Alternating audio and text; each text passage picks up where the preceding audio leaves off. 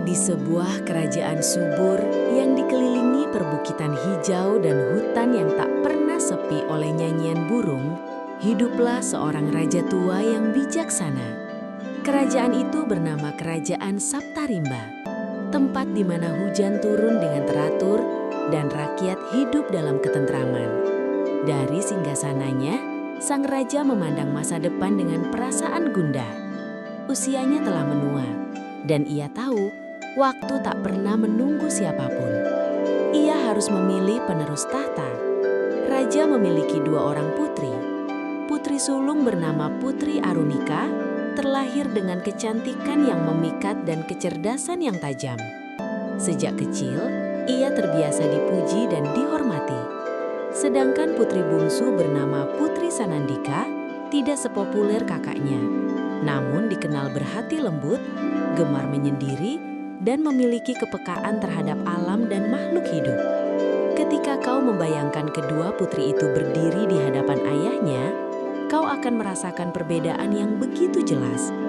Putri Arunika berdiri tegak penuh keyakinan, sementara Putri Sanandika menunduk dengan sopan, seolah selalu merasa belum pantas menerima pujian apapun. Suatu pagi, sang raja memanggil kedua putrinya ke taman istana.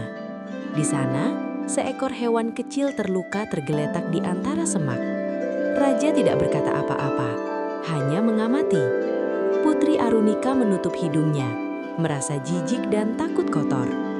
Putri Sanandika justru berlutut, mengelus hewan itu dengan hati-hati, membersihkan lukanya dan membungkusnya dengan kain. Di saat itulah, sang raja memahami sesuatu yang tidak bisa diukur oleh gelar atau urutan kelahiran. Seorang pemimpin sejati bukan hanya memerintah manusia, tetapi juga memiliki kasih terhadap kehidupan. Tak lama setelah itu, keputusan besar diumumkan. Di hadapan para patih dan bangsawan, raja menyatakan bahwa Putri Sanandika akan menjadi penerus tahta kerajaan Saptarimba. Keputusan itu mengguncang istana. Para patih menyetujui karena mereka telah lama melihat kebaikan sang putri bungsu. Namun bagi Putri Arunika, keputusan itu adalah penghinaan yang tak tertahankan. Di dalam hatinya, kecemburuan tumbuh seperti api yang disiram angin. Ia merasa dirampas, dilangkahi dan dilupakan. Senyumnya di hadapan semua orang hanyalah topeng. Karena di baliknya, kebencian mulai berakar. "Kau tidak pantas," bisik hatinya setiap kali melihat adiknya. Dikuasai amarah, Putri Arunika mencari jalan untuk menyingkirkan Putri Sanandika tanpa harus menodai tangannya sendiri. Ia mendatangi seorang pertapa gelap di luar wilayah kerajaan. Seseorang yang dikenal mampu mengirim penyakit dan malapetaka tanpa meninggalkan jejak. Dari pertapa itulah Putri Arunika mendapatkan ramuan. Bukan racun mematikan, melainkan penyakit yang membuat tubuh dipenuhi luka dan rasa gatal yang menjijikkan. Penyakit yang akan membuat siapapun dijauhi. Dengan berpura-pura penuh kasih, Putri Arunika menyajikan minuman hangat. Kau tahu, kebaikan palsu seringkali lebih berbahaya daripada kebencian terang-terangan. Putri Sanandika meminumnya tanpa curiga. Tak lama kemudian, tubuh Putri Sanandika dipenuhi bentol dan rasa sakit. Sang raja terkejut. Para tabib istana tak mampu menjelaskan penyakit aneh itu. Rakyat mulai berbisik, takut penyakit tersebut menular. Dengan hati yang hancur, raja mengambil keputusan berat. Putri Sanandika harus diasingkan sementara ke hutan demi keselamatan kerajaan. Keputusan itu menusuk hatinya sendiri. Namun ia percaya waktu akan membawa jawaban. Putri Sanandika tidak menangis. Ia menerima takdirnya dengan pasrah. Ketika kau berada di posisinya, mungkin kau akan bertanya, mengapa kebaikan justru dibalas penderitaan? Namun Putri Sanandika memilih percaya bahwa setiap jalan memiliki tujuan. Ia pun melangkah meninggalkan istana, menuju hutan sunyi tanpa tahu bahwa di sanalah takdirnya sedang menanti. Hutan tempat Putri Sanandika diasingkan bukanlah hutan biasa. Pohon-pohonnya tinggi menjulang, akarnya menjalar seperti urat kehidupan. Di sanalah sebuah pondok sederhana dibangun untuknya. Tidak ada kemewahan, tidak ada pelayan istana, hanya kesunyian dan suara alam.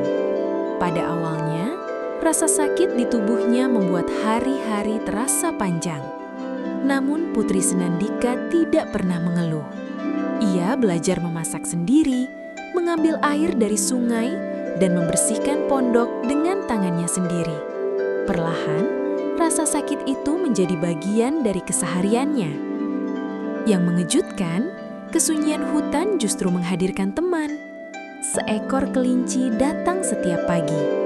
Burung-burung bernyanyi di atap pondok. Dan suatu hari, seekor lutung hitam muncul, duduk diam mengamatinya dari kejauhan. Lutung itu tidak liar, tidak pula takut, seolah memahami kesedihan yang kau rasakan ketika kehilangan segalanya. Putri Senandika berbagi makanan dengannya, berbicara seolah lutung itu manusia. Tanpa ia sadari, hatinya tetap hangat meski dunia telah membuangnya. Disinilah kita belajar bahwa kesepian tidak selalu berarti kehampaan, jika hati masih mampu memberi. Hari demi hari berlalu, penyakit itu tak kunjung sembuh. Namun jiwa Putri Senandika justru semakin kuat. Ia mulai berpikir, mungkin ia memang tidak ditakdirkan kembali ke istana. Dan anehnya, pikiran itu tidak membuatnya sedih. Suatu hari, lutung hitam itu mengajaknya menyusuri hutan lebih dalam, hingga mereka tiba di sebuah telaga bening yang tak pernah ia lihat sebelumnya. Airnya jernih, memantulkan cahaya seperti cermin langit.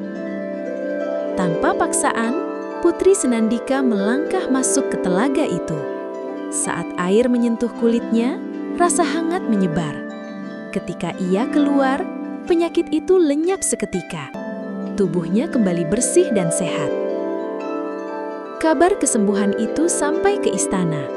Sang raja segera menjemput Putri Senandika dengan air mata haru. Namun kepulangannya tidak disambut dengan sukacita oleh Putri Arunika. Tahta telah berada dalam genggamannya selama masa pengasingan adiknya, dan ia tak ingin melepaskannya. Maka diadakanlah sebuah ujian untuk menentukan ratu sejati. Ujian demi ujian dilakukan. Hingga akhirnya, Putri Senandika memperkenalkan pasangannya, lutung hitam yang setia menemaninya. Tawa mengejek memenuhi balairung istana. Namun di saat itulah, lutung hitam berubah menjadi seorang pria bercahaya. Ia mengaku sebagai makhluk kahayangan yang dikutuk turun ke bumi karena kesalahan masa lalu. Kutukan itu hanya bisa terlepas oleh ketulusan hati seorang manusia. Dan Putri Senandika telah melakukannya, tanpa syarat, tanpa pamrih. Kebenaran terungkap. Putri Arunika terdiam. Segala tipu dayanya runtuh. Namun Putri Senandika tidak menuntut balas. Ia memilih memaafkan. Karena engkau tahu, pengampunan adalah bentuk kekuatan tertinggi. Akhirnya, kerajaan Saptarimba dipimpin dengan keadilan dan kebijaksanaan.